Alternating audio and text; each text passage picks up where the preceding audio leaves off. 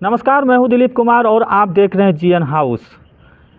दर्शक, जहां तक मैं अपने कई वीडियो के माध्यम से आप लोगों को रानीगंज की धरती से एक ऐसी महिला जो कि सामाजिक कार्य के क्षेत्र में पद्मश्री हासिल की थी, कलावती देवी के बारे में बार बार अपने सोशल साइट के माध्यम से आप लोगों को दिखाने का प्रयास कर रहा हूं। उसी क्रम में आज मैं प्रकाश मलिक के साथ, जो कि पूर्व प्रधानाचार्य हैं कलावती स्नातक महाविद्यालय के, और इनका 40 साल का अनुभव रहा है, चूँकि 40 साल तक उस महाविद्यालय में प्रधानाचार्य के रूप में बने रहे। स्नातक महाविद्यालय का नामकरण हो रहा था तो कलावती देवी उन्हीं को यह कार्यभार सौंपी थी कि इसका नाम क्या रखा जाएगा। और आप बने रहिएगा हमारे इस चैनल पे और वीडियो को स्किप मत कीजिएगा, चूँकि आपको और भी कई खास जानकारी इस कलावती देवी के बारे में इस वीडियो में आपको मिलेगा। आपके बारे में थोड़ा सा जानना चाहूँगा। और हम पीजी की पढ़ाई दे के ही आए थे जी। उसी समय से रानीगंज की धरती पर महाविद्यालय खोलने की बड़ी तत्परता लोगों में थी जी। और उसी क्रम में जब यहाँ पर एसएनवी कॉलेज और वाईएनपी कॉलेज की स्थापना हो चुकी थी जी। तो उस समय में रानीगंज की धरती पर जो पूर्व से समाज सेवी और विद्यानुरागी पद्मश्री कलावती देवी जी थी, इनके भी मन में हुआ कि मैं भी एक महाविद्यालय खोलूं। अच्छा, कलावती स्नातक महाविद्यालय की स्थापना से पूर्व एसएनवी और वाईएनपी हो चुकी थी। हाँ, जी। मैं डिटेल में बता रहा हूँ। जी। तो जब दो महाविद्यालय का शिलान्यास हो चुका था, ये चल रहा था, जी। तो उसी पृष्ठभूमि में कुछ समाज सेवी लोगों ने उनके पास पहुंच के कहा कि जब आप नारी उत्थान के लिए इतना कर रहे हैं तो इनके और एक अपर डिग्री के लिए भी एक संस्थान खोलें। जी। तो जिसमें हम लोग भी उनके साथ थे, उनके हर कार्यक्रम में हम लोग साथ थे।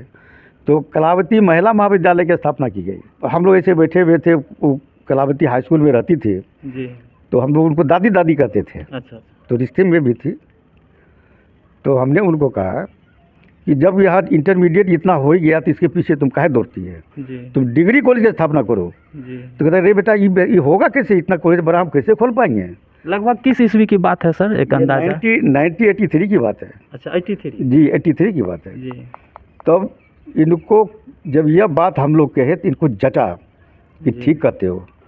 तो ये बेटे का संचालन कैसे होगा, ऐसे ठीठी बोलती थी। जी। जी। तो इसका संचालन कैसे होगा, कि हो जाएगा, जब स्थापित कर दोगी तो होगा ही। हाई स्कूल खोली तो चला ना, तो ऐसे डिग्री महाविद्यालय भी चलेंगे। तो उनके मन में हुआ कि बहुत सकारात्मक बात है। जी। तो फिर हम लोग बैठे। तो उस समय में हमारे यहाँ स्वर्गीय कैप्टन एस एन सिंह थे, जो इस काफ़ी रुचि रखते थे, उनके नज़दीक भी हम लोग बैठक किए। जी। तो कहा कि नहीं, बहुत अच्छी बात है, इसको किया जाए।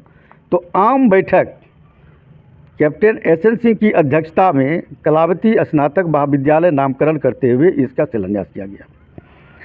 चूँकि कलावती जी हर हमेशा नेताओं को कम, जी, पदाधिकारियों को ज़्यादा प्रश्रय देती थी और उनका स्नेह उनको मिलता था। मिथिला यूनिवर्सिटी था और मिथिला यूनिवर्सिटी में भी इतना इनको श्रेय मिला कि कहीं भी किसी भी टेबल पर कोई दिक्कत नहीं होती थी। हम लोग को रिजर्व फंड जमा हुआ और रिजर्व फंड जमा करने के बाद माननीय रहमान साहब इंस्पेक्टर टीम आए थे और उसका इंस्पेक्शन होके गया। और 1985 में कला के 11 विषयों में पास स्तर का फर्स्ट एफिलिएशन 2 साल की हुआ। और वो भी सुनने में आपको यह आश्चर्य लगेगा कि उस समय चूँकि किसी भी शर्त को हम पूरा नहीं कर पा रहे थे जी, तो कंडीशनल हुआ। तो उस समय चूँकि के श्रीवास्तव थे वहाँ मुख्य सचिव, इनके मन में था हम उनके हाथ से ही बिल्डिंग का शिलान्यास लेंगे, कलावती देवी। तो एक बार ये मिली भी उनसे। जी। तो मिलने के बाद यही कहा कि हम कैसे जाएंगे, आपके कॉलेज की तो मान्यता है नहीं। जी। तो कहा कि ये कहती है कि कलावती की मान्यता नहीं है तो मान्यता कौन देगा, जी। आप ही ना दीजिएगा। जी। तो आश्चर्य लगेगा कि जो हम लोग एप्लीकेशन के कॉपी में लिखा हुआ है जी। कि सभी शर्तों को शिथिल करते हुए जी। कलावती स्नातक महाविद्यालय को 1983 से अगले 2 सत्रों के लिए अस्थायी संबोधन दिया जाता है। ये बहुत बड़ी जीत और कलावती की लगनशीलता का पहला प्रमाण था। बहुत खास बात बताए कि स्थानीय नेताओं का समर्थन कम, हाँ, लेकिन प्रशासनिक विभाग को कहिए या जो बहुत ज़्यादा, मतलब सरकारी विभाग से उनका ज़्यादा लगाव। जी। उस बीच में काफ़ी दूर दूर, जैसे बता रहे हैं कि उस समय मिथिला यूनिवर्सिटी था। हाँ, भूपेंद्र नारायण था भी नहीं था। पूर्णिया भी उनका जो है कलेक्टर के यहाँ बहुत आना जाना होता था। वहाँ से आने के बाद बहुत ऐसी बातें होगी जो आपसे ज़रूर डिस्कस करती होगी। कॉलेज के संदर्भ में मैं बता दूं जी कि एक बार इनके साथ ही मैं गया था पटना। अच्छा। और उस समय में जो डायरेक्टर थे नाम मैं भूल रहा हूँ उनका। जी। तो वो कहते हैं कि 18 कमरा मकान है आपके पास। अच्छा। तो एफिलेशन के दर में ही उनको कहे कि सर ऑर्डर से एफिलेशन हमको दे दिया जाए। जी। 18 कमरा मकान है, तो हम चुप रह गए। 18 कमरा, लेकिन परसी जी कहती है कि अरे 18 नहीं है तो 18 हो जाएगा, जी। क्या चिंता करते, 18 हो जाएगा। जी। मकान बनाने में लगता है कि निर्माण कला उनके पास हर अंग में घुसा हुआ था। जी। एक कहानी मैं और बता दूं जी। कि एक बार हम लोग जा रहे थे डीआईजी सहरसा से मिलने के लिए। जी।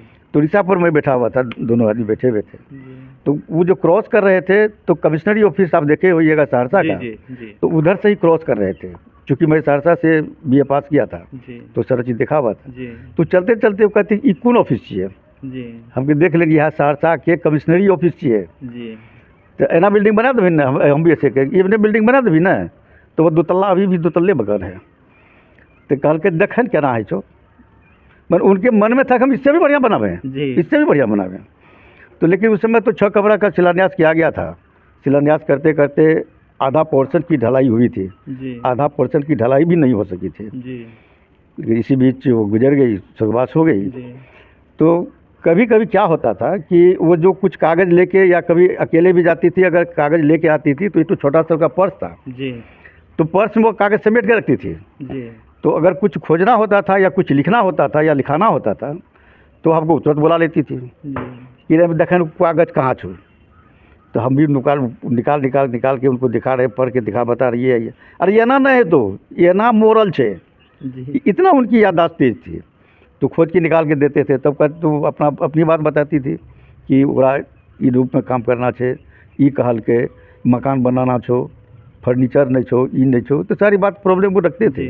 तो उनको हम लोग साहस देते थे कि नहीं सब कुछ होगा, तुम धैर्य धरो, तुम धैर्य धरो। जब परमानेंट एफिलेशन हम ले चुके हैं तब दिक्कत नहीं है और आगे बढ़ेंगे हम। कहने के लिए है कि अब तो उस समय में न हम लोगों का कलावती जी की गोद थी, न किसी राजनेता का साया था। हाँ, एक आदमी का अगर साहस था तो वह कैप्टन एसएन सिंह का था।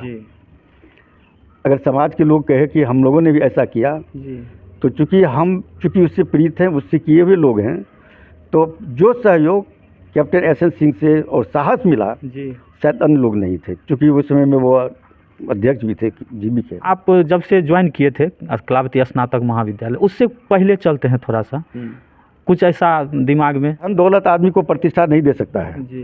प्रतिष्ठित वह है जो समाज के लिए कुछ दे के जाए। और उनको लगा कि यही एक सच्चाई है जो कि जुग जुगान तक उनका नाम रहेगा। और यह प्रेरणा जहाँ से भी मिली हो, वो भगवान जाने। उनको जो पढ़ी लिखी भी तो ज़्यादा नहीं थी। पढ़ी लिखी क्या थी वो भी बताते हैं कि वह शुद्ध नाम अपना नहीं लिख पाती थी। और इसमें 1-2 आदमी का नाम बोलेंगे जो उनका भतीजा हैं, जो अभी भी सुरेंद्र प्रसाद मंडल, हमारी अशोक बाबू भी जो लाइब्रेरियन थे उस समय के, वो भी। उनको किसी तरह से कलावती देवी लिखने के लिए सिखाया गया था और वो उसी ढंग से वो लिखती भी थी। पढ़ी लिखी बहुत नहीं थी, लेकिन शिक्षा के प्रति उनका अनुराग था। तो उसी समय में हम लोग बच्चे थे, हम लोग के बच्चे की कहानी बता रहा हूँ मैं। तो हुआ कि नहीं, यहाँ का जो मिडिल स्कूल है, गर्ल्स हाई स्कूल, इसी का बिल्डिंग बना दिया जाए। अच्छा। तो उस समय में शायद विनोद कुमार थे कलेक्टर, तो इनका जाना आना होता था उनके पास, तो बहुत सहयोग उनसे भी मिला। तो वह स्कूल का बिल्डिंग बनाने की स्वीकृति प्राप्त की। वह मिडिल स्कूल का बिल्डिंग बना, तो हुआ कि नहीं इसको हाई स्कूल कर दिया जाए। तो हाई स्कूल के लिए प्रयास किया गया और हाई स्कूल के लाइफ में इनको बहुत दिक्कत उठानी पड़ी थी। और शायद हम तो ये भी सुने थे कि सरकार के नज़दीक जब ये गई थी, अगर हाई स्कूल की मंजूरी नहीं मिल रही थी, तो ये कही थी कि हम यहीं पर आग आग लगा लेंगे। सुने हैं, लेकिन अब चूंकि हमारे सामने की बात है, हो भी सकता है सर ऐसा, क्योंकि जो त्याग मतलब बता रहे हैं उनका, और पढ़ी लिखी भी नहीं थी, तो कुछ भी हो सकता है उस समय में। हाँ, बात अगर कुछ हुई होगी तभी एक कहानी सामने में है। तो ऐसा हुआ होगा, सब जानते हैं। उसके बाद हाई स्कूल खुल जाने के बाद फिर इसको राज्यकृत करा देना, ये बहुत बड़ी देन है इनकी। और अपने जीवन काल में ही इसको यह राजकृत भी कराई, डिसलाइज कराई। अभी रानीगंज में ही और भी कुछ व्यक्ति हुए, कुछ शिक्षक हुए जो स्कूल बनवाए, बहुत प्रयास किए कि इसको जो है हम सरकार के अधीन करवा देंगे। अभी के समय में जब इतना कुछ का व्यवस्था है, सारा चीज़ का, लोग इतने डिजिटल हैं, कंप्लीट, शायद नहीं करवा पाए हैं अभी तक। यही तो एक उनकी हस्ती थी। मैंने कम पढ़ी लिखी होने के बावजूद भी कहावत नहीं है कि अगर किसी चीज़ का दृढ़ संकल्प कर लेंगे तो आपको सफलता आपके पीछे दौड़ेगी। और लगा कि यही शिक्षा इनको थी कि असंभव को संभव कर लेना उनके जीवन कला से सीखा जाए, वो उनकी सीखने की बात है। अभी बीच में एक बार बताया आपकी पटना गए थे हम लोग, वहाँ पर साथ में, वहाँ पर पूछा गया था कि आपके पास 18 रूम का बिल्डिंग है और आप चुप थे, आपको लगा कि अब क्या बोलें नहीं बोलें, और उनका जवाब था कि नहीं है तो बना लेंगे, बन जाएगा जी, बन जाएगा। और ऊपर वाले की दया देखिए, सरकार कही 18 कमरा और हमको लगता है कि अभी 35 कमरा का मेन बिल्डिंग है।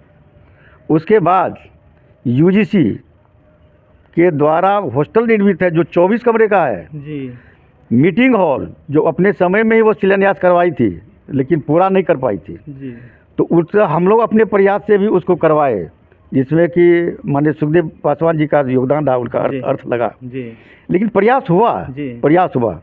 तो अब वो 18 कमरा आप मांग रहे थे, हम आपको 36 कमरा का मेन बिल्डिंग दे रहे हैं और अभी आपके वर्तमान में अभी उसके पटल पर दिख रहा है। तो साहस तो उनमें कूट कर भरी हुई थी और वो शिक्षा यहाँ के लोगों को, इस युवक को, इस समाज के लोगों को, नए पीढ़ी के लोगों को भी समझना चाहिए कि कभी भी आदमी को हतोत्साहित नहीं होना चाहिए। साहस रखिए, साहस से आगे बढ़िएगा तो आपको सफलता मिलेगी। यह शिक्षा कलावती जी से लेना चाहिए। इसी क्रम में और भी रानीगंज के बहुत गणमान्य व्यक्ति हैं, शिक्षाविद हैं, उनसे भी मैं बातचीत करूंगा और आप लोगों को कलावती देवी के बारे में विशेष जानकारी बताने का प्रयास करूंगा।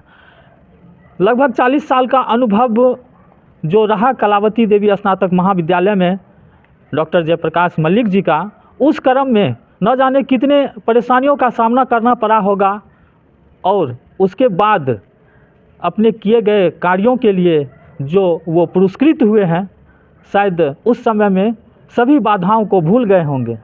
आइए क्या कुछ ख्याति प्राप्त किए हैं उस दरमियान जब वो प्रधानाचार्य के पद पर थे, सुनते हैं जयप्रकाश सर से। जब हम लोग अपना कार्यक्रम प्रारंभ किए जी, तो कॉलेज के प्रति ही समर्पित थे और कॉलेज में समर्पित होते होते अपने कार्यकलाप से महाविद्यालय को इतनी दूरी तक तय किया जी, लेकिन अपने कार्यकलाप को मैं या उस तकलीफ को इसलिए भुला दिया जी, कि इस अवधि में कई पुरस्कार से भी मुझे पुरस्कृत किया गया है। जी, अभी तक मुझे 4 पुरस्कार मिला है जो कि दिल्ली से प्राप्त हुआ है। अच्छा, और उसका विवरण मैं दे दूंगा। जी, और सबसे बड़ी बात आपको लगेगा कि जिस समय हम लोग महिला महिला छात्रावास का निर्माण कर रहे थे, जी, तो यूजीसी के स्तर से जी, doctor GN Srivastava ji, chief inspector के रूप में आए हुए थे, जी, जिसमें यूनिवर्सिटी से 4 आदमी थे, उसमें सीसीडीसी थे, इंस्पेक्टर थे, सारे लोग थे। जी, जब उसका इंस्पेक्शन हुआ, पूरा मकान घूम फिर के चले आए और उनके साथ में चल रहा था, तो हमसे उनकी बातचीत भी हो रही थी, तो वो हमको पूछे कि आपका विजिटर्स बुक कहाँ है? जी, तो दिया मैंने उनको, जी, और वो जो शब्द लिखे तो लगता है कि हमारी सारी परेशानी हमारी ख़त्म हो गई। जी, उन्होंने उस शब्द का प्रयोग किया कि शायद भी कोई ऐसा इंस्पेक्टर या कोई पदाधिकारी करते होंगे। जी, उन्होंने मेरे नाम में लिखा डायनेमिक पर्सन। जी, अब आप अंदाज़ा कर सकते हैं कि हम कैसा कार्यकलाप किए थे जिन्होंने डायनेमिक शब्द का प्रयोग किया है। जी, और वह बोल गए कि मैं आज तक इस शब्द का प्रयोग किसी भी महाविद्यालय के प्रिंसिपल के लिए नहीं किया हूँ, जी, वो भी आज भी विजिटर्स बुक में दर्ज है। ये बहुत बड़ी गौरव की बात है। गौरव की बात है। जी, और गोल्ड मेडल अवार्ड हैं, जी, प्रशस्ति पत्र है। जी, इसके बाद दिल्ली का जो सरस्वती समिति से मिलता है वो अवार्ड 2008 में मिला। जी, उसके बाद 18 और 19 में मिला। जी, टोटल 4-5 पुरस्कार मुझे मिला है, जिसका विवरण मैं दे दूंगा आपको। जी, तो लगा कि जो परेशानी हम उठाए, जी, इस पुरस्कार से पुरस्कृत हुए, तो मेरे लिए कम नहीं है और वो भी हम समझते हैं कि वो अवार्ड हम कलावती जी को ही समर्पित करेंगे। जी, बहुत बहुत धन्यवाद सर। आप बने रहिएगा हमारे इस चैनल पे। अगर चैनल पे पहली बार है तो बार बार मैं आपसे विनती कर रहा हूँ कि हमारे चैनल को सब्सक्राइब जरूर कर दीजिएगा। और हमारा फेसबुक पेज है जीएन हाउस, वहाँ भी आप पेज को फॉलो जरूर कर दीजिएगा ताकि इस तरह का न्यूज़ आपको मिलता रहे।